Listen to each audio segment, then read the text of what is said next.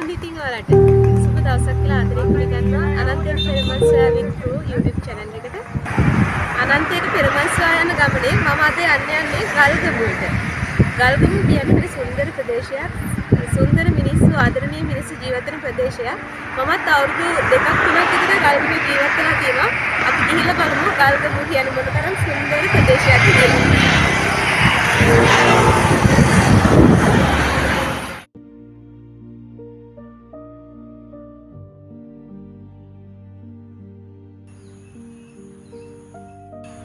මම කිව්වනේ ගල්ගමුව කියන හරි සුන්දර නගරයක් කියලා.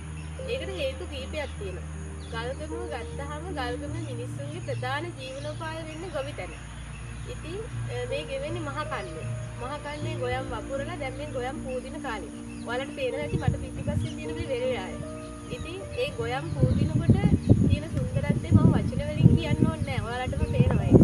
අක්කර ගානක ගොයම් පූදිනකොට ඒ කොළපාට තියෙන ලෝකය කොච්චර සුන්දරද කියලා මට වචන වලින් විස්තර කරන්න බෑ. ගල්ගමුවේ සුන්දරත්වයට තව හේතුවක් තමයි ගල්ගමුවේ පිහිටලා තියෙන වැව්. ඉලක්කමක් හැටියට වැව් කීයක් තියෙද කියලා මට කියන්න බෑ. හැබැයි සමස්තයක් හැටියට ගත්තාම වැව් 25ක් 30ක් විතර තියෙනවා කියලා කියන්න පුළුවන්. ඒ වැව් වලිනුත් විශාලම වැව් දෙකක් විදිහට හඳුන්වන්න පුළුවන් පාලුකඩවල වැවයි සියමලංගමුව වැවයි. ඉතින් පාලුකඩවල වැව සහ සියමලංගමුව වැවේ තියෙන සුවිශේෂීත්වය කියන්නේ ඒක තියෙන සුන්දරත්වයට දැන් එතන කැම්පින් සයිට් එකක් විදිහට තියෙනවා. ගොඩක් දුර ප්‍රදේශ වලින් පවා අපේ ට්‍රැවල් කරන අය ඇවිල්ලා එතන කැම්ප් ගහන්න පුරුදු වෙලා තියෙනවා. ඉතින් ඇත්තටම කැම්පින් වලට මේ දවස්වල නම් හොඳ නැහැ. මොකද මහ කන්නේනේ ගෙවිගෙන යන්නේ. ඉතින් මේ දවස්වල වර්ෂාවක් නිසා වැව් පිරලා ඉතිරිලා ගිහිල්ලා තියෙනවා. ඉතින් මේ දවස්වල වැව් පිටිය පේන්නේ නැහැ. කැම්පින් වලට කවුරු හරි එන්න අදහස් කරනවා නම් එන්න බලාපොරොත්තුවක් තියෙනවා නම් ඒකට හොඳම කාලය වෙන්නේ යලකන්නේ. ඉතින් යලකන්නේ කැම්පින් වලට එනකොට කියන්න තියෙන ප්‍රධානම දෙයක් තමයි ගල්ගමුව කිව්වහම ගල්ගමුවයි අලිය කියන්නේ එකට බද්ධ වුණ දෙයක්. ඉතින් අලින්ගෙන් ඇත්තටම අලි බලන්න අපි දුර පළාතට ඉඳන් අලි බලන්න එනවා. ඒක ඇත්ත. ඒ වුණාට ගල්ගමුවේ මිනිස්සු අලි නිසා සෑහෙන කරදරයකින් තමයි ජීවත් වෙන්නේ. ඒක සමහරුන්ට සුන්දර අත්දැකීමක් වුණාට සමහර අයට නෙවෙයි ගල්ගමුවේ ජීවත් වෙන මිනිස්සුන්ට ඒක අසුන්දර අත්දැකීමක්. ඉතින් මේ පේන ගොවිතැන් කටයුතු වලදී උනත් වගා හානි කරන එක, එතකොට ගෙවල් විනාශ කරන එක වගේ දේවල් මේ අලි නිසා වෙන දෙයක්. පහුණු දවස්වල කතා බහට ලක් වෙච්ච දෙයක් තමයි අලි මිනිස් ගැටුම. ඉතින් ඕකෙදී මිනිස්සු අපහසුතාවයට පත් වෙනා වගේම පහුණු දවස්වල අපිට දිගින් දිගටම අහන්න හම්බුණා දුම්රිය මාර්ගය නිසා. දුම්රිය වැඩි වීම නිසා ගොඩාක් අලින්ගේ ජීවිත හානි වුණා. අනුරාධපුරේ කුරුණෑගල ඉඳන් අනුරාධපුරයට යන මාර්ගයේ තියෙන තේක්කවත්ත කියලා ප්‍රදේශයක්. ඔතන තමයි අලි මාරු වීම සිද්ධ වෙන්නේ.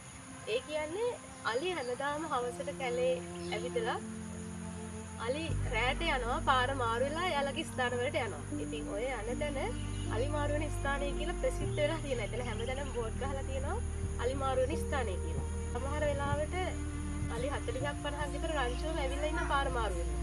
ඉතින් ඒ අලින් පාර මාරු කරද්දී මිනිස්සුන්ගෙන් හානි නොවෙන්න ඒ වෙලාවට අලින්ට ආරක්ෂාව සපයන්න ආරක්ෂකයන් සෙනුත් දෙතෙන්ට එනවා. ගමේ සමහර ස්වේච්ඡාවෙන් අලි පාර මාරු කරන්න උදව් කරන්න පිරිසකුත් ඉන්නවා. මම කිව්වා වගේ ඒ කුඹුරු ගල්ගමුව ප්‍රදේශය ලස්සන කරනවා වගේම වැව් ගල්ගමුව ලස්සන කරනවා වගේම තවත් දෙයක් තමයි පන්සල්.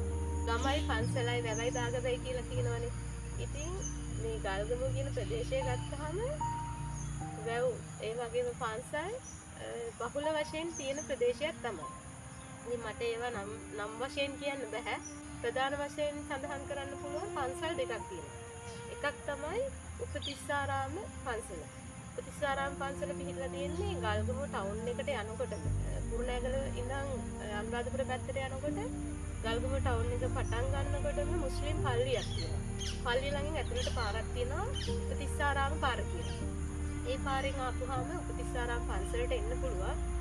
ඉතින් මේ පන්සල ඇත්තටම මම වගේ පෞද්ගලික අත්දැකීමක් තමයි මම විඳපු වෙසක් පොසොන් කියන පොයවල් වලට. මේ පාරේ යන්න ඉඩ නැහැ. ඒ තරම් මේ පන්සලට සෙනගෙනවා. උපතිස්සාරාමයේ වගේම ගල්ගමුව ප්‍රදේශයේ පිහිටලා තියෙන තවත් පන්සලක් තමයි නිල්ගිරිලෙන පන්සල. ඉතින් ප්‍රධාන වශයෙන් මට කියන්න තියෙන්නේ උපතිස්සාරාමයේ සහ නිරුක්තිරිලෙන පන්සල ගල්ගමුව ප්‍රදේශයේ තියෙන විශේෂම පන්සල් දෙක. ඉතින් ඔයාලා අනුරාධපුරේ යනකොට ඔයාලට වැඳ පුදාගෙන යන්න පුළුවන් තැනක් තමයි උපතිස්සාරාමයේ සහ නිරුක්තිරිලෙන කියලා කියන්නේ. ඉතින් මම දැන් යන්නේ උපතිස්සාරාම පන්සලට. අපි ගිහිල්ලා බලමු පන්සලේ තියෙන විශේෂත්වය. පන්සල කොච්චර සුන්දරද කියලා ගිහිල්ලා බලමු එහෙනම්.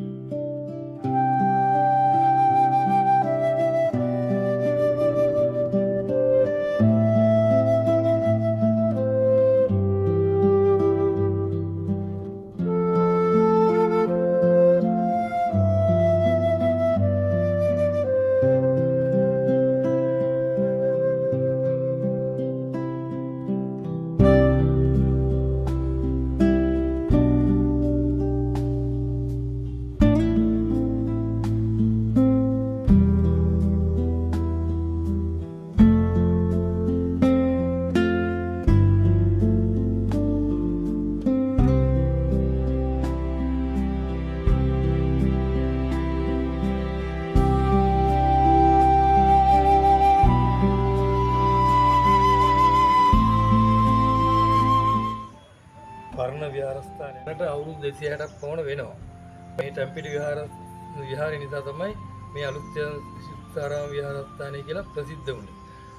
වෙසක් පොසොන් කාලේට සෑහෙන ජනකායක් මේ විහාරස්ථානයේ වැඳ පුදා ගන්න ලැබෙනවා. ඒ අතරතුර රන් වැටක් නිර්මාණය කරලා තියෙනවා.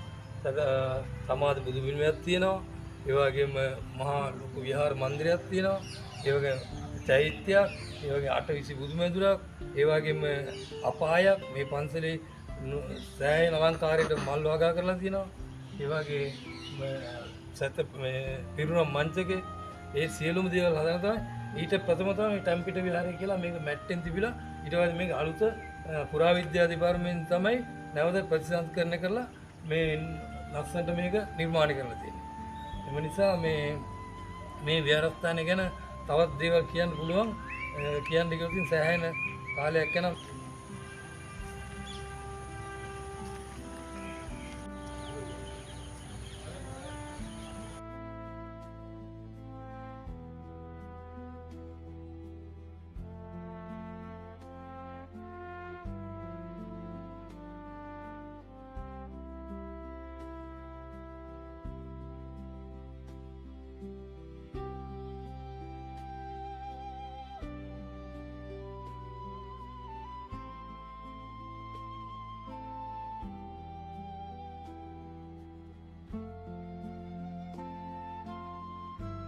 ඉතින් ඒ කිව්වා වගේ උපතිස්සාරාමයේ විශේෂ වෙන්න හේතුව තමයි මෙන්න මේ පිටිපස්සෙන් පේන ටැම්පිට විහාරය.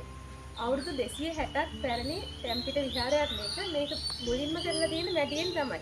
පස්සේ පුරාවිද්‍යා දෙපාර්තමේන්තුව එකතු වෙලා තමයි මේ තත්ත්වයට ප්‍රතිසංස්කරණය කරලා තියෙන්නේ. ඉතින් උපතිස්සාරාමයේ විශේෂත්වය ටැම්පිට විහාරය සහ අනිත් කරුණ තමයි අපාය.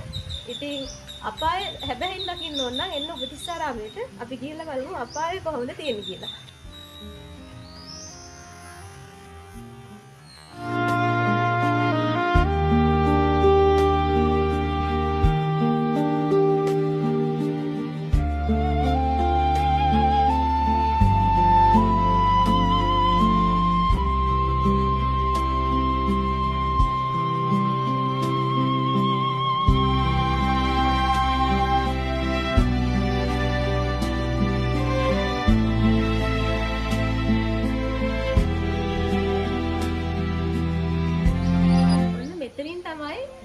උපතිස්සාරාමයේ අපායට යන්නේ. මම ඉතින් ඔයාලට අපාය පෙන්වන්න කියලා ආවේ. හැබැයි මෙතන ඇතුළට ගියාම කළුවරයි. මම බොරුවට වීඩියෝ එක අරන් වැඩක් නැහැ. ඔයාලට පේන්නේ නැහැ. ඒක නිසා අපාය මොන වගේද කියලා බලා ගන්න ඕන නම් ඇවිල්ලාම බලන්න පුළුවන්. පන්සල ප්‍රසිද්ධම අපායට. ඉතින් ඔයාලට එන්න අපාය බලන්න යන්න. ඉතින් මට යාළුවෙකුත් හම්බුණා. අපි දෙන්න එක දැන් අපාය බලන්න යන්නේ.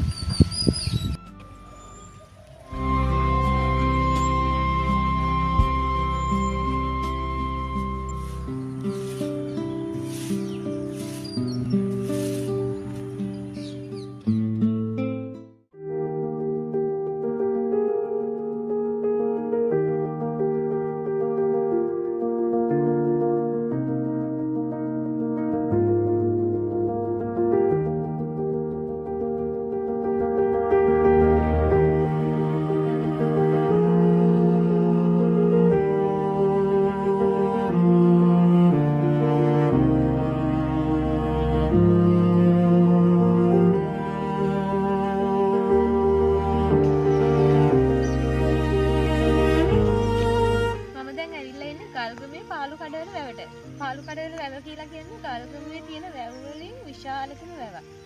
මෙතන හරි ලස්සන පරිසරයක් තියෙනවා.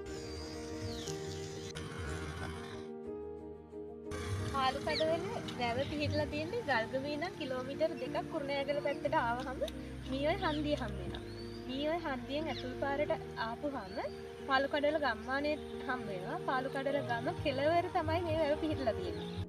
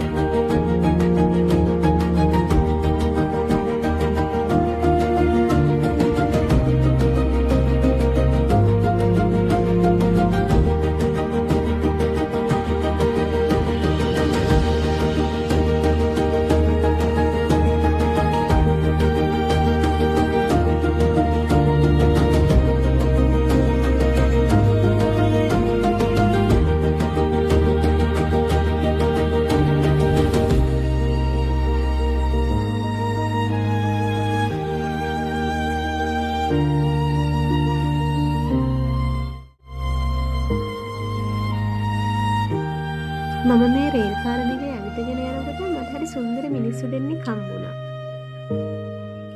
අපි දන්නවනේ ප්‍රධාන පාරක් කරහා රේල් ගේට් තියෙනවනේ.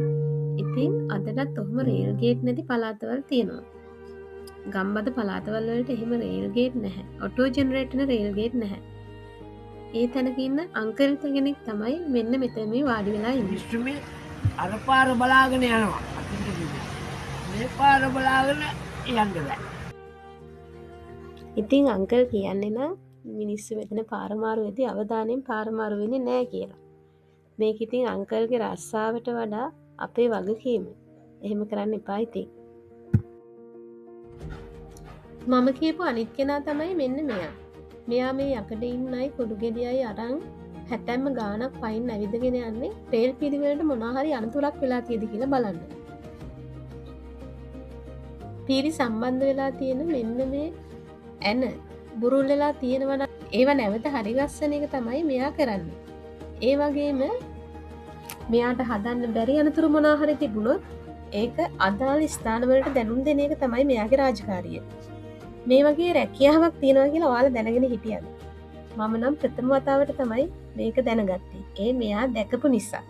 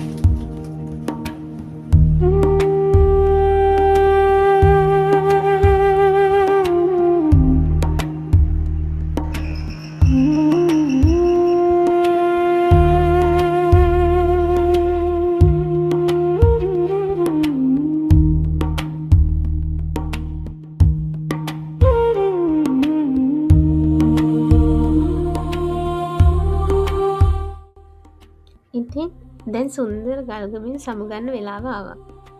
ආයෙත් අනන්තයට පෙරමන්ස්වා යන ගමනේ සුන්දර නවාතැනකින් හමු වෙනකල් ඔයාලා හැමෝටම සුබ සතියක් වේවා.